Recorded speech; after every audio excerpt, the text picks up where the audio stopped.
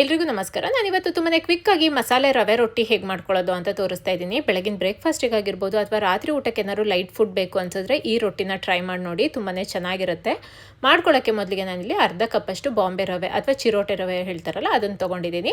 ಹಾಗೆ ಇದಕ್ಕೆ ಒಂದು ಚಿಕ್ಕದಾಗಿ ಕಟ್ ಮಾಡಿರೋ ಈರುಳ್ಳಿನ ಹಾಕ್ಕೊಂಡಿದ್ದೀನಿ, ಒಂದು ಕ್ಯಾರೆಟ್ನ ತುರಿದ್ಬಿಟ್ಟು ಹಾಕ್ಕೊಂಡಿದ್ದೀನಿ, 2 ಚಿಕ್ಕದಾಗಿ ಕಟ್ ಮಾಡಿರೋ ಹಸಿ ಮೆಣಸಿನಕಾಯಿ, ಸ್ವಲ್ಪ ಶುಂಠಿನ ತುರಿದ್ಬಿಟ್ಟು ಹಾಕ್ಕೊಂಡಿದ್ದೀನಿ. ಇದು ಆಪ್ಷನಲ್, ಬೇಕಿದ್ರೆ ಹಾಕೊಳ್ಳಿ, ಇಲ್ಲಾಂದರೆ ಸ್ಕಿಪ್ ಮಾಡ್ಬೋದು.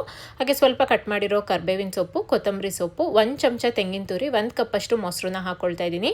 ಹಾಗೆ ಅರ್ಧ ಚಮಚ ಜೀರಿಗೆ, ರುಚಿಗೆ ಉಪ್ಪನ್ನ ಹಾಕಿ ಹಿಟ್ಟು ಕಲಿಸ್ಲಿಕ್ಕೆ ಎಷ್ಟು ನೀರು ಬೇಕೋ ಅಷ್ಟು ನೀರನ್ನು ನೋಡ್ಬಿಟ್ಟು ಹಾಕಿ ಎಲ್ಲ ಚೆನ್ನಾಗಿ ಮಿಕ್ಸ್ ಮಾಡಿ ಒಂದು 15 ನಿಮಿಷ ಹಿಟ್ಟನ್ನು ನೆನೆಯಲಿಕ್ಕೆ ಬಿಡಬೇಕು.